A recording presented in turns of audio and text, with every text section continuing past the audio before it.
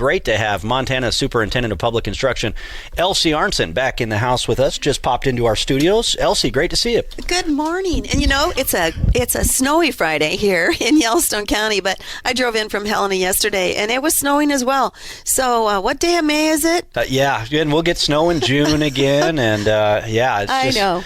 Yeah, my wife was pulling flowers out of the backyard last night to try to get them out just in case. But it's just kind of lightly snowing right now outside our studio windows. Yes, yeah. It's moisture. It's green out there. That's the good news. Yeah. Well, I know, God, there's so much going on with our schools and in public education, so much that's going on back in Helena that, frankly, there's so much going on that we don't get a chance to hear about it until we get a chance to see you in our studios. So it's good to see you. Accreditation Standards is kind of the hot button topic this week. We'll get to that after the first break here. We'll talk about the accreditation standards. What are some other topics you want to get to here this morning? Well, it's graduation. Let's talk about a graduation and making sure that, those families, they are brought back into all of those graduations. There's no quota. Families can come and celebrate and hug their loved ones, and it's a wonderful celebration. This is Montana Talks with Aaron Flint. All right, how many of you remember the discussions over No Child Left Behind? And I appreciated the intent of then President George W. Bush. This was in the early 2000s, of course, and what George W. Bush was trying to do was of course, largely in our inner cities, you had Democrat-run school boards and Democrat-run cities that were just. The education systems, especially for minority children in these Democrat-run school districts, was awful, right? And all the rich white liberals, well, they'd send their kids to the private schools, but they didn't want to have scholarships for the poor minority kids to go to the same private schools that they were sending their kids to, right? And so anyway, George W. Bush was pushing No Child Left Behind to try to help these kids, especially in these urban schools that were just absolutely being failed by their liberal school districts. And so he pitched and he proposed and he passed No Child Left Behind. But then something interesting developed. You had this bootleggers and Baptists collection that came about, and you had conservative lawmakers in rural states push back against No Child Left Behind. And then on the other side of the aisle, you had the radical left-wing teachers unions also pushing back against No Child Left Behind because the conservative lawmakers didn't want their hands being tied by Washington with how to implement these policies. They wanted more local control of the schools, right? Meanwhile, the teachers unions, well, they didn't want their hands tied either and being dictated to by the federal government. I put that all in perspective to say, now apparently the state Office of Public Instruction and eventually, I think later this fall, the Board of Public Ed will be looking at accreditation standards here in Montana. And what sounds like they haven't even been looked at in probably decades for some of these standards. And it's just going to be interesting to see that how a similar thing could potentially play out on this front as well. But Elsie Arntzen, Montana Superintendent of Public Instruction, great to have you in studio with us. Again, it is a beautiful day across our state. So let's really get educated on what's happening. It's been about 3 decades that this input method of every school has to do everything the same, and it's organized and it's regulated and it's more on a compliance level at the state. Why should the state have anything to do with this? We give, from our office, $1 billion a year to our local schools. I have about 400 of them across our state, 825 schools that are in these systems. But the most important things, let's start trusting our trustees. Now think about it. We've been through 2 years of really challenges, masks, vaccinations, all these kind of policies, 3 minutes at the microphone, right? Really hard. So now I'm putting the accountability back onto the trustees. It shouldn't be accountability at the state level or the federal level. That accountability for that precious tax dollar happens with the trustees. It should be up to them to determine that education in their community. They know their children. I don't. So what are the accreditation standards that are being looked at right now and will eventually go to the Board of Public Education for because right now this is all still basically it's all proposed, it's all in discussion right now. Right? Perfect. There is 23 subsection of rule, and within those subsections, 5 have been repealed 40 years ago. So we're looking then at 18 of them. If we look at those right there, there are rules underneath each one of those. I've looked at 6 of those individual rules out of all of those subsections, and we're looking at the archaic method of ratios. What does a ratio mean to a student mental health? In other words, we're looking at counselors, and counselors are overworked right now. We're coming out of a pandemic.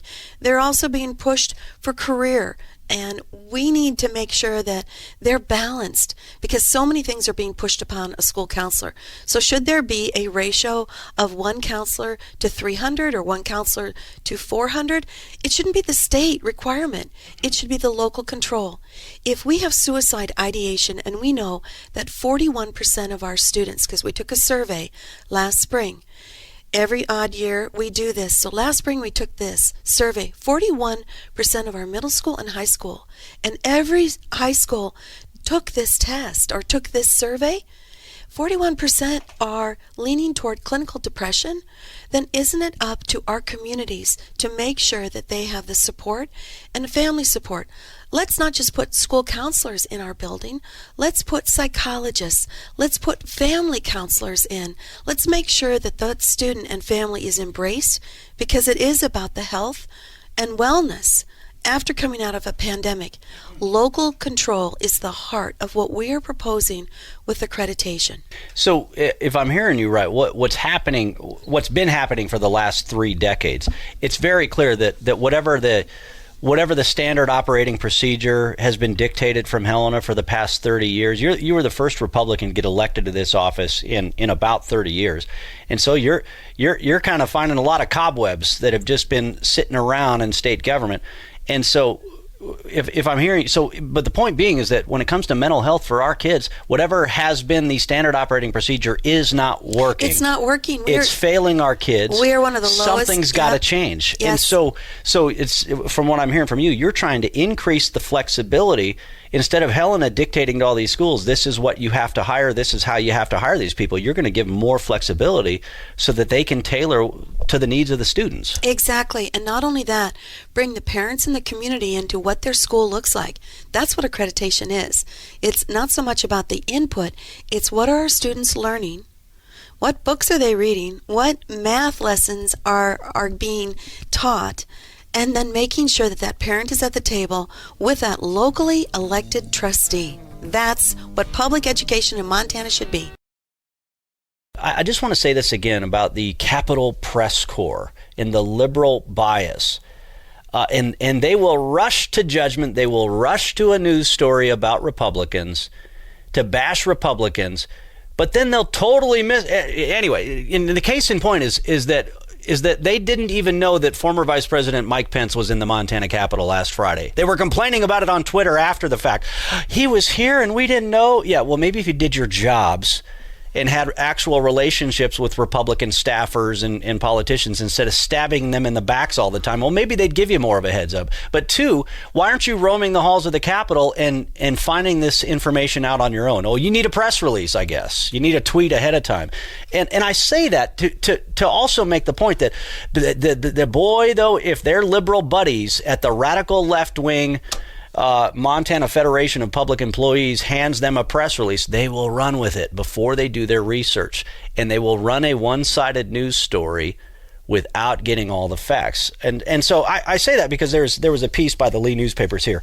Opposition strong to proposals lowering counselor librarian ratio rules. And so anyway, that's what we're talking about here this morning with Montana Superintendent of Public Instruction, Elsie Arntzen.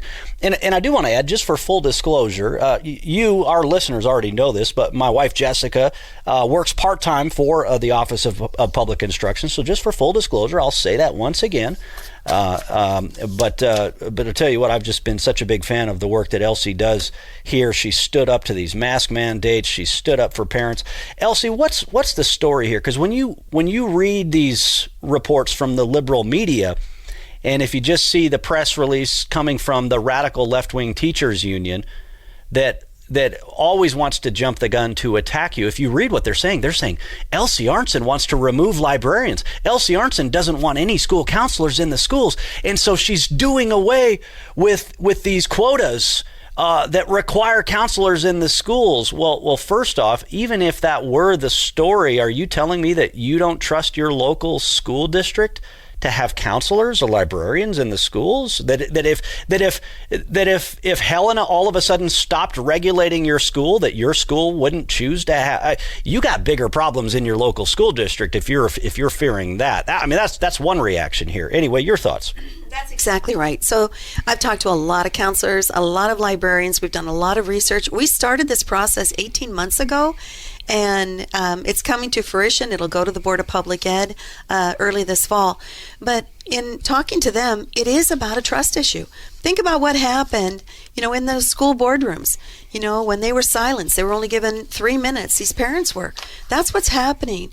They are contracted employees, but we're also in these rules saying that not only can you employ school counselors to increase the mental health capacity for our children, you can contract with them, you can use a consortium, you can use a co-op. So we're broadening in these rules, we are broadening the ability to trust a local trustee with the dollar to hire an expert to aid our children. Because a school counselor right now can't do it all. I've listened. They have so much on their paper plate and they're exhausted.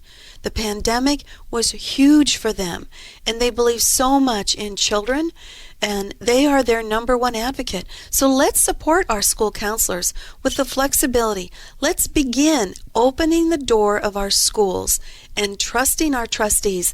Let's let our parents in. Let's have a conversation about our children, not about the adults, and not about a value of $1 for an employment. Let's look at the needs of our children right now and make sure that we have the best education program ever. What you and I were talking during the break, and that's when you were explaining this to me a little more, and that's when the light bulb came on for me. To me, this is so similar to the veterans healthcare reform and VA reform. I remember John Tester bragged about building a brand new building in Helena that was going to house all these VA psychologists, right? We're talking mental health, similar concept. We need more VA mental health care psychologists and clinicians, right? So he builds this big building, but the problem was they could never find enough VA psychologists to hire to fill the building. Okay, so what does that tell me? That tells me that if you're a veteran that needs a counselor and the VA doesn't have enough counselors, well, we need to change the rules and figure out a way to get creative to where that veteran can still get mental health treatment. So we got to stop thinking in terms of, well, we need to hire another VA psychologist. No, maybe we contract out to a psychologist who already works out on the town. Just like if I need an MRI and the Billings VA clinic doesn't do MRIs, well, they send me to one of the hospitals that can do MRIs. So from a student mental health standpoint, the way you were explaining it to me is that you want to go away from these old rules that tied the hands of these schools and allow for flexibility to where they can partner with other clinicians. Schools can team up on having counselors. Maybe a counselor is here for a couple of days and then there for a couple of days. Is that a good summary? How would you describe the big picture of what you're trying to accomplish You're here? exactly right. We have a supply and a demand challenge with these experts. But we know that we have, coming out of the pandemic, even more mental health needs than ever before. And we want to make sure that families are counseled as well within that, because it's not just about that school time of 7 hours. It's what happens in that 24/7 life of that student and that family in order for education to reach its full potential of that child. So yes, more flexibilities are definitely needed. And there's a fear factor now that's going across in emails, that's going out to teachers and to counselors. Hey, I got your back. This is not about you losing your job by any means. This is elevating you, making sure that we understand and that respect you as a teacher, as a librarian, as a counselor. We can't have an us versus them. We must focus on our students. These accreditation rules are so old and they're so focused on adult input. Let's focus on children's output and what they can learn and their full potential, as our Montana Constitution shouts out. Well, and the great part is if there's people out there who have concerns, they get a chance to hear from you. They get a chance to read even what the radical left-wing teachers union is throwing out there. And there's plenty of time to read it, to digest it, to give your feedback, to craft it. But before it even comes before the Board of Public Ed, but what's so typical of this radical MFPE, which is led by the self-described socialist Amanda Curtis, who was a Democrat lawmaker from Butte, Anaconda area, and is that they are an arm of the Democrat Party. They are so mad that a Republican won this superintendent of public instruction race, and they so desperately want it back that they will desperately attack you about everything and anything now. And so I think a lot of teachers kind of get that, and they saw the way that this union stabbed the teachers in the back by lobbying in support of mask mandates. So I think a lot of teachers out there are kind of suspect of what the union is throwing out here. But I also wonder, is the union simply they like the old system that says the only answer is to hire full-time government employees, and so you have to mandate and regulate how many full-time government employees will be sitting in these jobs. And what you're saying is, hey, we've got a huge mental health crisis on our hands here. We need more flexibility. We got to get creative. Telehealth, you were telling me about during the break. Same thing with veterans health care. Hey, why can't a veteran in Plentywood do a telehealth appointment with somebody in Billings or at Fort Harrison and Helena instead of having to drive 6 hours? And so you're looking to do that as well for kids and mental health in the schools. Exactly. It's opening it up from these rules that are so old, 3 decades old, and let's move them more into a future view. Because the next time that this thing opens, it might be another 30 years again. And by that time, our youth will be our age. I mean, they're going to be much more into their family life and looking at the end.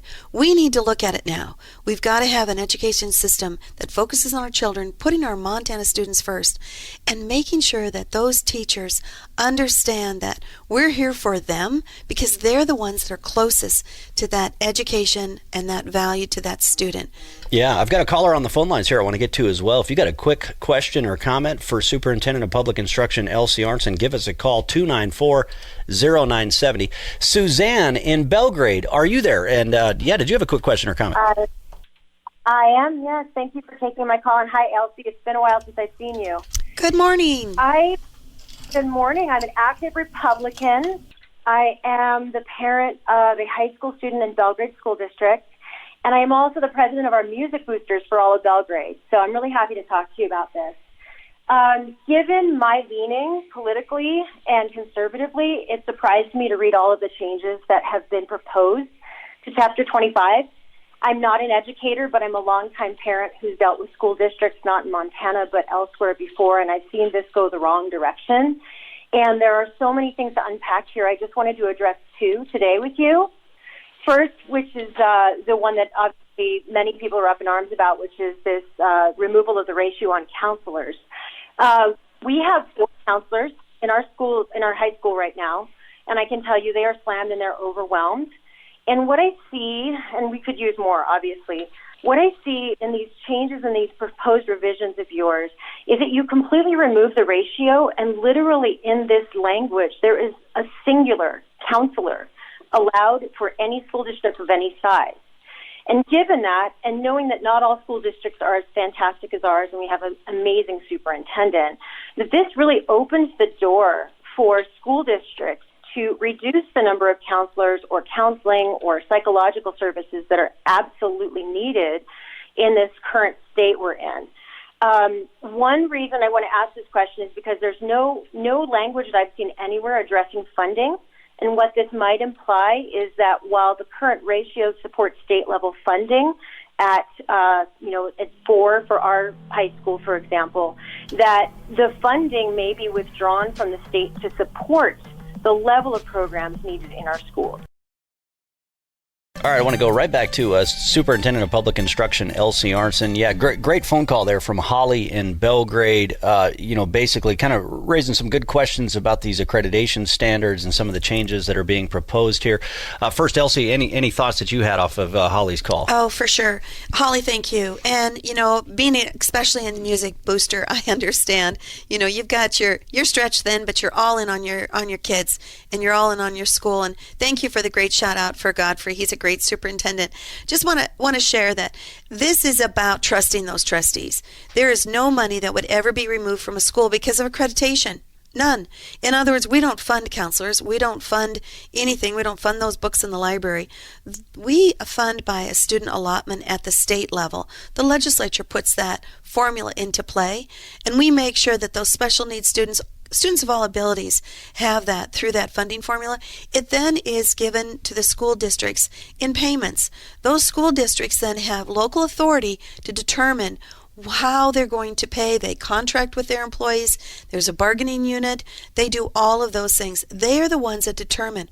What I have done with this is to make sure that they have even more opportunity with that dollar to hire more, not constrain them to less. I want to go back to that point you made, because that's important, because I get the sense that some people think that if you change these ratios, if you change these requirements regarding who they hire and how many they hire, that if you lower the ratio, that takes away funding for counselors, or that takes away funding for librarians. No, the school is going to get their money, and then they decide how that money is going to be divvied out, no matter what these accreditation standards No matter. say. And this has been, it's been state driven for years. I mean, I was a legislator for 12 years, and we changed the formula, and I was so proud in my role, state superintendent, that the legislature recognized that we need to support our special education students even at a greater level at the state level. And we did, and that came across. But no dollar from the state is harmed because of any accreditation rule change. She had another quick follow-up question during the break before we get to our next caller. Why delete arts education from middle school? Something to that effect. So why is art removed from the accreditation standards? Something to that effect. Right. I hope I hope I'm relaying the question correctly. Exactly. So I formed a task force back in January to give me some great advice and to really listen to what they were thinking of. And these were school people, trustees, clerks. We had school board members on as well. So there were school officials. And what we learned from them is we needed to streamline some of these rules, and electives still by a local elected board can be determined. That's what it's always been. So the strikeout that she's probably seen and Montana has, because we're very transparent on our website and everything else, that language of electives is in another portion of rule that hasn't been touched. So the I see. So the school So it was board, a duplicative yes, rule that it was in redundant. There. So there are still some basic standards Of course. for arts and for music Yes. and things like. Okay, good. That's a school good point engagement there. is so important. So being part of music, being part of art, any form of theater, creative, really keeps those students engaged, especially in middle school. So it's middle school and high school. Those things are still there. All right. Go to another caller on the phone lines here, Henry Kriegel from Bozeman. Henry, thanks for the call. Did you have a quick question or comment? I do. Thank you, Elsie Arntzen, for your leadership. We do appreciate it. We appreciate your support of education, freedom, and reform. And there's a number of things that we can do to improve our school systems, like ensuring that open enrollment is something that is available on a district-by-district basis. And right now, I believe it's voluntary by the district. That means if a student thinks he can get a better class, enroll in a school outside of where they live, they ought to be able to do that. If a student thinks on a radical level, if a parent and a student thinks they can take a class like an AP class in a neighboring school district that they don't have where they live, they should be able to do that. I don't know what your thoughts are on that, because we do need to have more flexibility within our system to improve it. And of course, there are reforms that go well beyond that, that go beyond public education. That is making it more affordable for parents to choose the best school for their child, Yeah. And that's a funding issue. More freedom, more flexibility, right? More freedom, more flexibility. Absolutely. Good way to sum it up all around. Henry, thanks for the call. Elsie Arntzen, your thoughts? Thank you. And again, it's focusing on the students' needs. So there was a piece of legislation that went through last session. I want to thank Representative Bartolio for exactly what we're talking about right here. If a school district's budget or a school district can't, then another school district could, then shouldn't that student and that family be allowed? And that's exactly what this bill did. We learned a lot from the pandemic. We were thrust into this virtual learning model, and that taught us then that it doesn't matter where you learn. You can learn in a classroom or you can learn at your kitchen table. It's that digital device that can get you where you can be. And so you're exactly right. More opportunities to learn, more openness, more flexibility. It doesn't take away the accountability. And that's the one thing I want to shout out about this accreditation rules. The accountability is transferred from the state to the local. And that's where locally elected trustees who do have verbiage in our Constitution, they're constitutional entities, that's where that accountability is. Should there be, and will there still be, though, a minimum? Should there be a floor from where the state says, hey, look, okay, schools, you will at least at a minimum have this many school counselors for this many kids? Should there be, and will there still be? Well, there is. That's what they've always said, is that the accreditation is the floor. But what we've noticed over the 30 years and the great data that we have received annually from schools on accreditation, because we annually accredit all schools. And so we've got great data. But what we're noticing, they don't go above. They don't go above it. So to put the floor in at a minimum that you must have a school counselor, and yes, you must have a school counselor, but give them the opportunity to do more and contract. They can do multiple ways with a co-op, with a consortium. That's what these rules are saying. So school districts, your accountability is to your local school community. That means you know your children. You know them more than I do. The accountability then goes back to you, and it's not at the state level. It is just interesting to me that the same teachers unions who opposed No Child Left Behind standards, they didn't want to be regulated, are the ones that are now apparently asking for more regulation, who are asking for more requirements to dictate to them from the state. It's just kind of curious. That's why I think the union got a little head out in front of their skis on this one, because they were so desperate to try to attack you. So it'll be interesting to see the way this whole thing shakes out here. Let's see, another quick caller on the line. Judy in Columbia Falls. Did you have a quick question or comment? Yes, I do. The information you're giving is extremely valuable, and the rumblings are already going through Columbia Falls because we have a very liberal school board. 9 or 7 out of the 8 are very, very liberal. And so it's already like you can hear the screaming going on that you're going to cut music and you're cutting this. So how can we get information to them to explain exactly what you're talking about today? Judy, thank you. What a beautiful part of our great state you live in. And I understand your issues that are there. I was just up there just the other weekend. Just want to share that we talk to superintendents, but the thing is, I don't know if they listen. We give it out in multiple opportunities as well, and that's why it's so great to be on the radio, to be able to talk to Montanans and have them understand that this is about local control, that this is putting parents back into the driver's seat with their children's education. This is making sure that accountability is there and shall always be there, and we must support. So we talk to our superintendents in many, many shape and manners throughout the week, throughout the month, and it's just important that they start listening. And the other aspect of this is they can't be afraid. They can't be afraid of owning the accountability. If our student test scores are 36% proficient, that means C or better. 36%? That's not good enough for me. That means we must change. We must reform. We must look to put our children first. We've got John Fuller on the phone lines, Representative Fuller out of the Flathead, as we chat with Superintendent of Public Instruction Elsie Arntzen in studio. John, did you have a quick question or comment? I did. First, thank the superintendent for her hard work representing the Republican view toward public education. Oftentimes our opponents think that Republicans don't support public education at all. We most definitely do.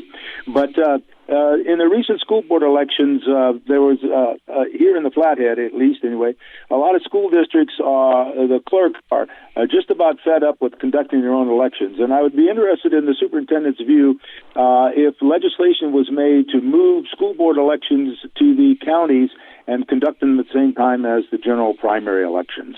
Oh, yeah, I like that idea. John, thanks for the call. Hey, Representative Fuller. Good to hear your voice this morning from one end of the state to the beautiful valley here in Yellowstone County. Yes, that's a thumbs up. I've talked to our Secretary of State, Christy Jacobson, and I believe this is an all-in moment.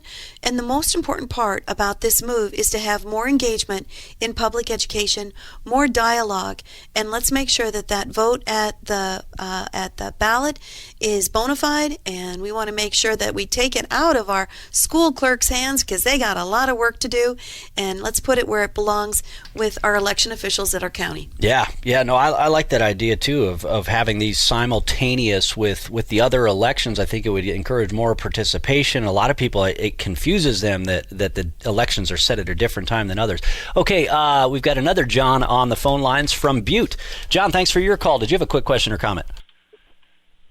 Yeah, I just had a question about them school counselors. I was just curious if some guys are vetted in the categories that they're working in, with elementary, middle school, and high school. We had an incident with the school counselor where we had to tell the school that he's not allowed to talk to our son because he was doing more damage than good. And it was getting to the point where I was about ready to put a lawsuit against the school. Oh, interesting. Yeah, so background checks, everything like that. Yeah. Right, that does happen. And John, thank you. And I'm challenged by what you're just saying. But we do license our school counselors. We license our teachers. And that comes with a fingerprinting and a background check and everything that comes through the Department of Justice. But, people are people. And that's very challenging. I hope your family and everything is better after that incident. And I just know that we have school counselors across our state that are deeply embedded with caring for families and caring for students. And having an incident like that is very challenging. Majority of counselors across our state are just heartfelt, all in on making sure that students are put first. Well, Elsie Arntzen, we appreciate your time this morning. I know we're short on time here. I just want to thank you for getting this topic. I mean, mental health in our kids has just what's been happening is not working. So we got to do something different. So you have sparked a conversation to say, hey, what's been happening is not working. We need some more flexibility here to really deliver for our kids. I'll throw the final word to Tim in Billings. If you're still there, Tim, you get the final word here. Final 30 seconds.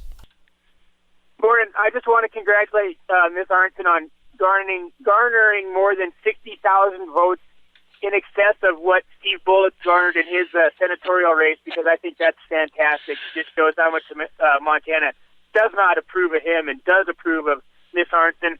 The work she's doing, I love that she's removed the training collar that the superintendent of public instruction has had around their neck for the last 40 years from the teachers' unions.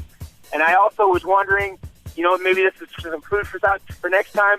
How do we break up school District 2? Because it's just entirely too big and too much bureaucracy, too bloated. All right. Yeah, great point there, Tim. That would require another legislative fix, if I understand it right, kind of like what East Helen and what Lockwood had to do. And Elsie is nodding